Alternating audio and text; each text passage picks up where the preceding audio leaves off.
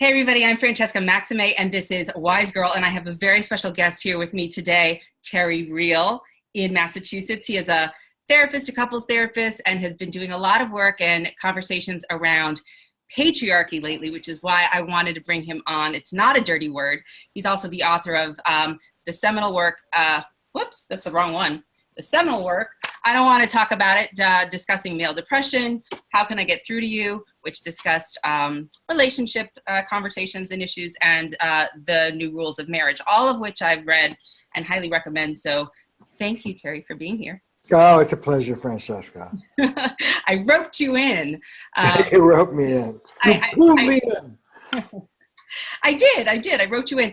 And, you know, I want to just really quickly and briefly mention something. You were speaking to a group of Goop, Gwyneth Paltrow devotees lately here in New York City. I'm here in Brooklyn.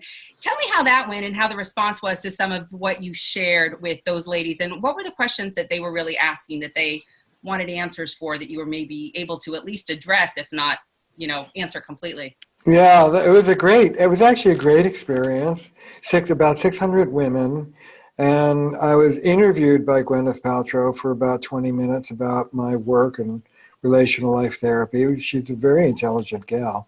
And then they brought a couple on live, and I worked live with a couple for 30 minutes. And then they asked questions. You know, what do women want to know? They want to know what to do with guys. It's the big problem, isn't it? And so I spoke about how to get more of what you want in your relationships and how to help men deliver more for their women. I love it. I think it's so critical. And also I'll be addressing and asking you to talk a little bit about this stuff, although you work with couples, as how it applies to people who are not currently coupled or Sure. married. But, you know, how we're working with this system, if you will, that is still systemic, you know, patriarchy. Sometimes I feel like the naming of things can be problematic, you know. Patriarchy sends people right out of the room. As does feminism sometimes. Yeah, right. You know, I want new names for things. You and I have to come up with new names, or we can get a tribe together. I want to just quote what you said at the beginning of a class that you offered a couple weeks ago. The traditional roles of men and women do not lead to intimacy. They weren't constructed to lead men and women into intimacy. Patriarchy is not about intimacy. It is about production, consumption, and stability. And I just want you to, if you don't mind, let that sink in for folks in terms of what does that really mean? They're not just up against their husband or their partner or their boss. Yeah. They're up against more than that. Yeah, they're up against a few thousand years worth of system. You know, by patriarchy, that awful word, what I mean are the traditional gender roles of men and women. And what are they? The traditional role for women is to be accommodating and resentful, to the loss of voice, as all the feminist writers have focused on. The traditional role of men is to be invulnerable. The essence of traditional masculinity is invulnerability. The more invulnerable you are, the more manly you are, the more vulnerable you are, the more girly you are, and that's that. Now, what we know is that people connect through vulnerability. And so what I say is that a inwardly shame-based, outwardly grandiose driven man coupled with an outwardly accommodating, inwardly resentful woman is America's power couple. I see those couples all the time. They've made great successes in their professional lives and a hash of their personal lives. And the traditional roles of men and women, voicelessness for women and heartlessness for men, disconnection for men, just doesn't cut it anymore. We never really wanted this level of intimacy in our marriages before. It's historically brand new that we really want lifelong lover relationships in our marriages. But we just can't pull it off with the old, you can't pour the new wine into the old bottle. That doesn't work. So leading men and women into increased intimacy is synonymous with leading them beyond those roles, helping women find strong, loving voice, and helping men find open-hearted connection to themselves, their thoughts, feelings, and wishes and needs, and connection to others as well. Yeah, I love that that you're so disclosing in your books, because you know this firsthand in terms of what makes a man want to harden his heart, so to speak. You talk about your own experience with your father, and some of the ways in which, in some ways, men who have needed that vulnerability, that, you know, caretaker bond when they were very young, were socialized out of it for many reasons, and or otherwise, in other cases, sometimes suffered abuse and suffered, neglect, and needed to sort of somehow survive that situation. So they became more avoidant or aversive, or had to be taking more care of themselves and their own needs, but that didn't allow them to be available and vulnerable, because when they were more easily hurt. You know, look, I have a very sensitive ADHD kid. He's now 30 and doing great, but when he was young, he was scapegoated in school. And he would chat until we pulled up to the school. And as a block into the school, he would just mask up. He'd harden up. And I confronted him one day. I said, "What's going on with you? Why can't you be the wonderful guy you are at home as we come here?" And here's what he said. He said, "See that group of kids, Dad? See how they're chatting and talking to each other? I'm going to walk past them to get to school. I'm going to go, 'Hi.' They're going to get stone silent. They're going to turn to me and they're going to stare. And I'm going to go, 'Bye.' And I'm going to walk away and they're going to start chatting to each other again." He said, "That's what I deal with every day of my life. So don't get on my ass for turning into a hard ass, because you would too." And the problem is, those boys and girls sensed my son's sensitivity. That's why he was scapegoated. They could tell that he had that raw sensitivity, and they picked on it. And to this day, after 50 years of feminism, for a girl to cross into boyland is still difficult, but not awful. For a boy to cross into girlland is punishable by really ugly, violent means. And that's still true today in many, many cases. And you've talked, I love the fact that you're sharing that personal anecdote, and I'm sorry, obviously, that our society is still structured that way where that happens. But you've often talked about the fact that a masculinity, as it has been traditionally defined, is an anti-definition in a way. Right. Is not. So can you just sort of share that with folks? Well, it means not being a girl, not being feminine, not being vulnerable. You ask, this is Nancy Kotaro's research back in the 70s. You ask a girl what it means to be a woman, and she comes up with positive identity. You ask a boy what it means to be a man, and it's all not. You're not weak. You're not feminine. Basically, you're not a girl. And, you know, I speak about, the other way I talk about patriarchy is that it is institutional despising of the feminine.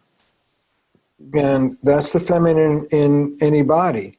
It could be like my dad punished me as a child when I was vulnerable. He punished vulnerability. Vulnerability was a trigger for him because he hated vulnerability. He was explicit about it.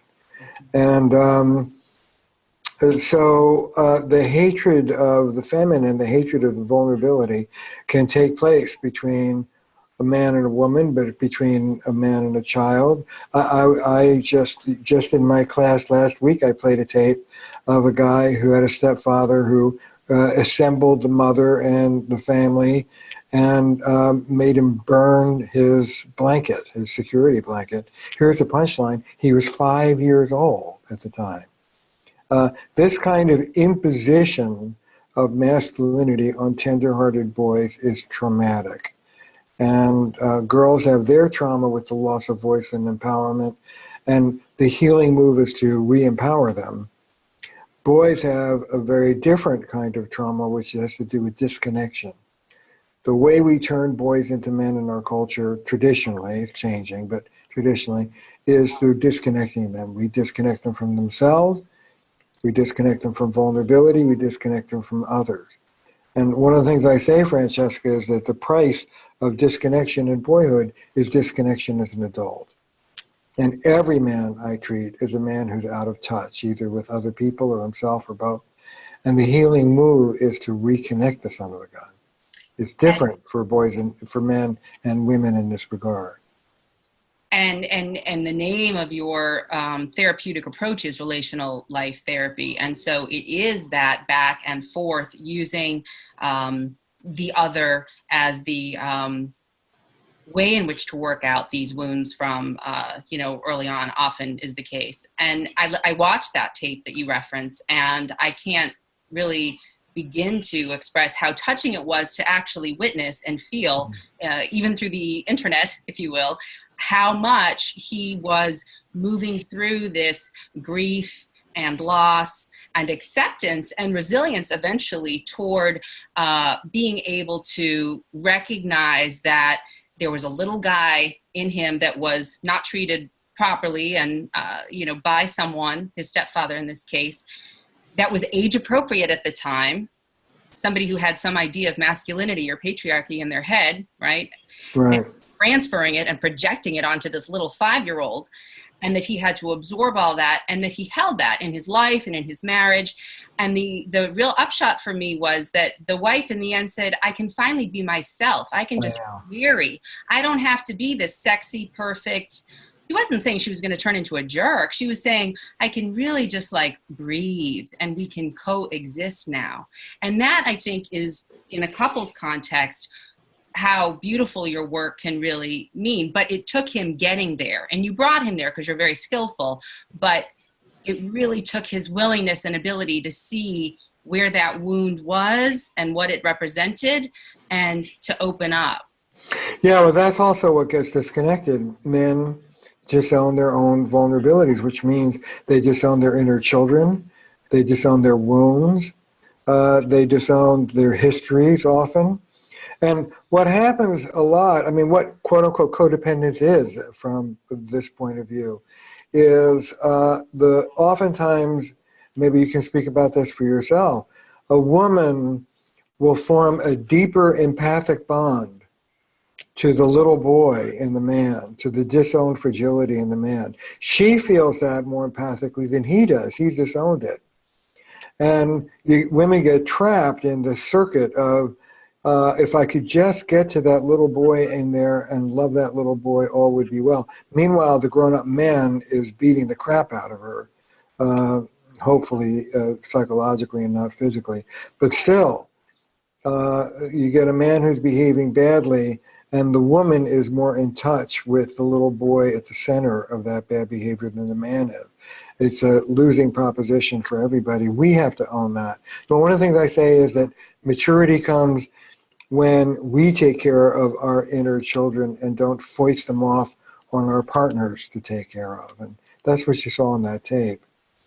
Yeah, and it was really remarkable. And it was not a suppression. It was a real evolution. It was a very different energy, very different way of being, less rigid. Gloria Steinem told me when I was interviewing her a couple of years ago, we're linked, we're not ranked. And this power over, phenomenon that is patriarchy, that if you're not winning, that if someone isn't being subjugated, that you're not, at the top of your heap, is societal in terms of the way our economy is structured, the whole. Right. Yeah, one of the things I say is that if everybody woke up in relational recovery, our economy would collapse. But don't worry about it. It's not going to happen. But listen, people say that men are afraid of intimacy. I don't believe that men are afraid of intimacy. I believe that in the one-up, one-down world of men don't understand what intimacy is. What men are afraid of is subjugation. They're afraid of being dominated. Because in the world of men, if you surrender, that means somebody else takes over. You're either controlling or controlled, dominator or dominated. And there's no platform for intimacy in that setup. You cannot be intimate from the one up or the one down. You have to have an open-hearted connection that is neither better nor worse than the person you're with. And that our whole culture is based on this lie of superiority and inferiority. Along those lines, it require, you talk about a lot that in your therapy, when you're doing couples work, you take sides, and often you're empowering the woman, you're siding with the woman, and you're really, because often it's the woman who has come after 20 years of marriage or whatever to say, this has got to change, or I'm out of here. And occasionally it's the other way around or whatever. But that in empowering the woman, they're sort of dragging this guy who maybe isn't really aware or interested in being there, but you have to find a hook, and that's the leverage. You talk about that piece of leverage, meaning something that is significant or of value to this person who's otherwise stuck in a belief system that is the power over, as opposed to the power. Look, I have a lot of empathy in my heart for guys. I mean, I tell guys all the time, look, Harry, you're a statistic, man. There are like hundreds and thousands of Harrys being dragged off the offices just like mine, so that guys like me or women like me can teach you how to be relational. We can't blame every one of your mothers. There's too many of you. So this is a social, the bottom line, as I see it, is that women have raised the bar. That women, newly empowered, financially independent, want more from marriage than ever before. And that, to be honest, women are asking for more emotional intimacy from men than many men have been raised to deliver. And the cultural response to that asymmetry has been conservative. If you get women to back off, it would be okay with feminism and shrill and man-hating. And I don't want women to stand down. I want men to stand up and meet these demands. So I do take the side of the woman. In the sense that I am a family therapist, I take the side of intimacy. What we know from research is that intimacy is a damn good thing. It's good for you physically. You'll live longer. Your body will work better. It's good for your kids. It's good for your marriage. It's a good thing. So Harry, let's roll up our sleeves and teach you how to be more intimate, more emotional, more vulnerable, more communicative, more cherishing. These are all, guys are like basically bewildered and good-hearted for the most part. They would like to please women if they only knew what the women wanted. It's sort of like, tell me what to do and I'll do it. One of the things that women need to learn is to stop complaining. What we do in our culture, we're passive in our relationship to relation. You get what you get, and then you bitch about it after you get it. That is a terrible behavioral modification program. I want women to be more assertive up front and less resentful on the back end. Right, and self-esteem, of course, on both ends with either party is a big part of an ability to be able to do that. When you're talking about this, you're talking about the context of couples, but let's move it out into sort of what's happening now. For example, in this urban center that I live in, New York City, there's a lot of singles, a lot of people dating. Half the people are dating, half the people are married in the country, roughly. And of course, we're in the middle of this day of reckoning with MeToo and Time's Up and all of these other things. So in terms of somebody who isn't actually attached, a woman who's not actually attached, but who's dating, what does she need to do when she's trying to figure out and suss out whether or not somebody's actually going to be able to meet them? Because I know you've said, for example, some of the younger folks, they're a little bit more natural at this, but some of the older folks, not so much. Yeah, I know I'm a big fan of millennial men. I think that they're worlds better than baby boomer men. I am a baby boomer man. But all these young men have been raised by feminist mothers in the shows. So that's a leg up. But what I tell dating women is two things. Find out how the guy handles himself in his relationships. Ask about previous relationships and see, is he bitter? Does he take responsibility for things that didn't go well? How does he conceive of it? That'll tell you something. Don't focus on the guy. This is a big romantic trap. Oh, he's such a wonderful guy. I know he's got it in him if I could just get it out of him. Well, good if you could. But focus instead on how you're being treated. You could have a wonderful guy who intermittently treats you beautifully, but between those beautiful times is a wreck. You can have a wonderful guy who treats everybody else beautifully, but doesn't treat you all that well. Focus on how you're being treated, not on who the guy is. And one of the things I say, Francesca, is don't look for a guy who is all the way there, because you're going to have a long wait on your hands. Look for a guy who's good-hearted, smart, willing, and educable, and educate him. But not from a one-up, I'm the voice of authority about how relationships go, but from a humble, I'm not giving you relationship instructions, I'm giving you Francesca operating instructions. This is what would work better for me. Would you be willing to do it? So women need to be proactive. They need to suss out how the guy handles himself relationally, and they need to work with the guy to get more of what they want with a humble, flexible voice rather than a shrill, know-it-all voice. Right. And a lot of women could use improvement in that category. One of the things for men I know I've heard is a recommendation is more homosocial behavior, more hanging out with men that is not homoerotic. It is not in that regard, but men fraternizing with men in a way that doesn't resemble, frat boy hazing or something, but one of the obstacles I think to that I've witnessed tends to be sort of this alexithymia, this inability to, sort of say or know or define your own feelings. Can you talk about that at all? You know what? I'm not that impressed with so-called masculine intimacy. With a guy who takes a walk in the woods with his father every Sunday, but the guy never talks to him. I have patients where that's literally true. I mean, I am going to end this podcast with you and set up for my monthly poker game with my guys. And we don't talk much about our childhoods or our marriages or our hearts. We talk about the poker game and politics and sports a little bit. I love these guys, but I don't know them. I love them, but I don't know them. It's not really... It's a certain kind of intimacy, but it's not an intimacy that I would, as a therapist, say is the real deal. When I talk to a guy about intimacy, I say, who can you have a heart-to-heart talk with? If you're having problems with your wife, who can you tell? If you're having problems with your health or your job, who can you turn to? Who can you turn to and be vulnerable? And they're a mensch when they respond. And for a lot of men, it's little to none. So I have to train men to take the relationships deeper.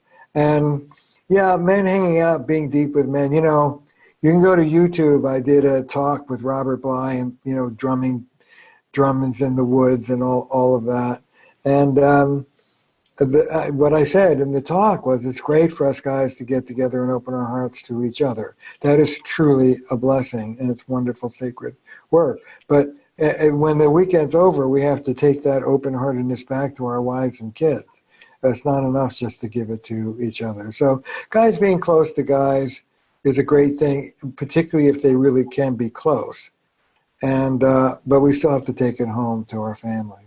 So for the man that you described that doesn't really have somebody who's their best friend or a guy friend that they can confide in that way and, use to suss out, where would you recommend they start? Obviously, they could go see, if they have insurance or whatever they have financial means, they could go see a therapist. But where does or a men's group would be great. Okay. Couples enrichment program at church or synagogue might help a lot. But I also teach men to train other men to go deeper. Look, just share a little bit that's personal or vulnerable and see how the guy you're talking to responds to it. And guy A is going to change the subject and talk about sports, and he doesn't want to hear about it. Guy B is going to say, oh, that sucks, I'm sorry, did you try, what about this and what about that? And guy C is going to go, that's terrible for you. Let me tell you something that happened to me. That guy, and those are concentric circles of friends. The guy who changes the subject, he's good for, to hang out with. The guy who's going to ask you about you but not share anything about him, that's a little better. The guy who's going to ask you about you and then reciprocate and tell you about him, that's a best buddy. Go after that one. So I teach guys how to cultivate this. Yeah, I think that that's critical because, as you say, things are a practice. I think sometimes some folks are of the mind that, well, I tried it once, or,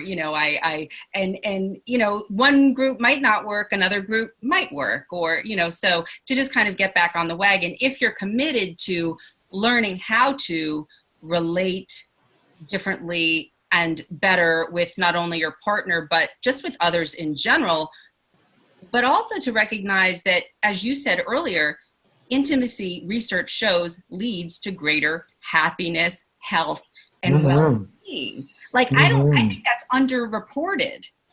Oh my God, but there's so much research on it.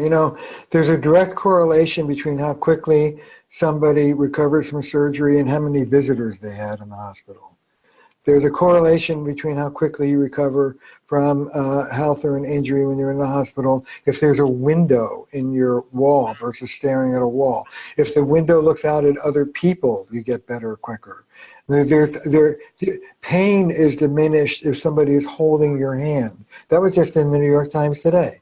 There's just tons and tons of studies that say, even more than if you stop smoking, than nutrition, even more than exercise, intimacy is a predictor of good health. So it's what we're designed to be. It's the pearl of great price. It's the only thing that's going to really make us happy. Along that note, shifting gears slightly to the larger context that is the time that we're in, which is the MeToo era. Yeah. Can you talk about the impact of that? What do you think about it that you, from your perspective, that you like and you think has worked? What are the things that if you were writing the script, which I know you weren't, might you have done differently? And what are the conversations or, again, if you were writing the script based on your interpretation, need to be done now? Well, one of the things that I talk about are what I call the 3 rings of patriarchy. The first is that you take a whole human being and split them in half and call one half feminine and one half masculine. The second is that the masculine holds the feminine in contempt. I talked about that earlier. And the third I call the core collusion, which is whoever's on the feminine side protects the masculine side, even if they're being hurt by them. You don't tell truth to power. It's scary to do that. And the Me Too movement breaks that rule. I mean, that's what's so utterly thrilling about it. Women are telling the truth to power, and specifically and in detail, and men are being held accountable. Gay men, straight men, it's not just Weinstein, it's also Kevin Spacey. I think that's unbelievable. I think the whole country should be forced into a conversation of what consent really means and the power dynamic in consent. And, we American Puritans can be a little black and white, to be honest, about some of this. You can have what are you going to outlaw sex between any young person and the older person because the older person has more power? I mean, you can go too far with this, but the subtleties of coercion, the subtleties of when yes doesn't really mean yes because the person doesn't feel like they have the power to say no, is a really important conversation for us all to be having. What might I do differently?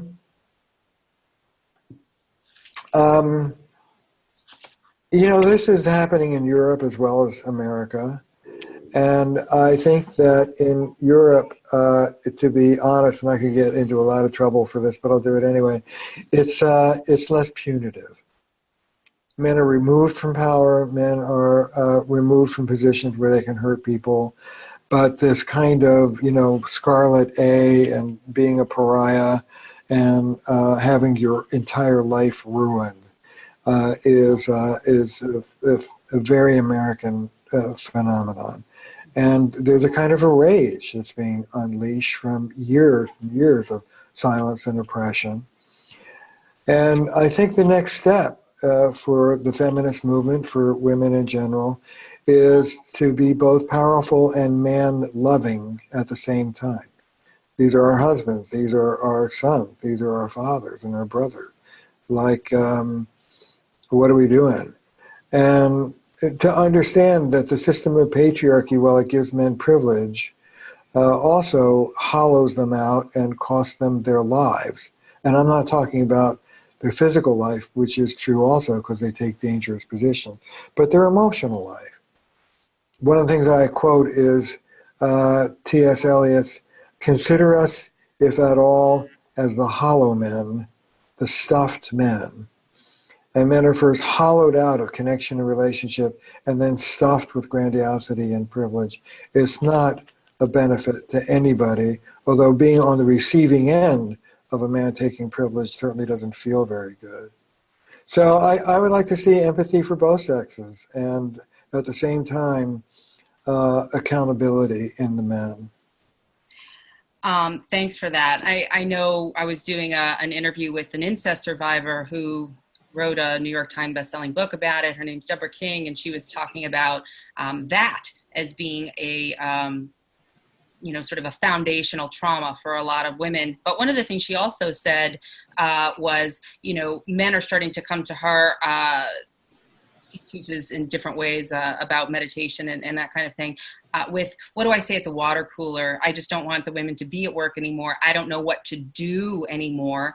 And so the next question is, what is it with well-meaning men who say that they don't want to be sexist or misogynistic or patriarchal, but maybe are, but don't know how to step out of that in just their day-to-day even? Well, I'm old enough to remember the 70s and consciousness raising, and I remember being having my consciousness raised by a lot of women. If I did something like, I'll bring the notes, you get the coffee, or whatever, and some of those unconscious male things. But there's a place for that, but do it lovingly. Don't do it shamingly and self-righteously. Do it with a sense of, we're all emerging from this miserable system that hurts us both and hurts the relationship between the two of us. Don't become an avenging angel. There was a hashtag that came out with the Oscars called Ask More of Him. And when I was speaking with the editor of a magazine that is devoted to the pro-feminist men's movement, Voicemail, the editor's Rob Oken, last week, he was saying that, he knew the folks that were kind of behind that hashtag. And I said, well, I don't really like that hashtag as much. No offense to the people who created it. Great effort or great, sort of idea behind it. But it sounded a little shaming and punitive. Ask more of him, although that may ultimately be what we need to do. Ask more of him nicely is what I hear you saying. Well, let me do it this way. Under patriarchy, you can either be connected or you can be powerful, but you can't be both at the same time. So historically, women have chosen connection or been forced to choose connection, and have been disempowered. Men have chosen power and been disconnected. I think it's a losing deal for everybody. What I'm about is healing that rift so that you're connected and you're powerful at the same time. Honey, I really want to hear what you have to say. Could you change your tone so I could hear it? Is a lot better than, are you kidding me? Stop talking to me like that. Mm-hmm. And there's just two ways of saying the same thing. I talk about standing up for yourself with love, cherishing the person and cherishing the relationship in the same moment that you're standing up. Can I tell you a story? I can't get through this. Of course. So I had a couple coming in. It was one of these classic situations. He wanted sex all the time, young couple. She wanted sex none of the time. And I got them talking about what sex meant. And for her, it meant caretaking and pressure. And for him, like a lot of men, it meant feeling loved and desired and close. So they left this conversation. They came back 2 weeks later. They said, we got it knocked. This is a young couple of mine. I said, okay, what did you do? So the next time Harry wanted sex, Sally came up to him, put her arms around him, gave him a big kiss, looked at him in the eye and said, I want you to know I think you're really hot.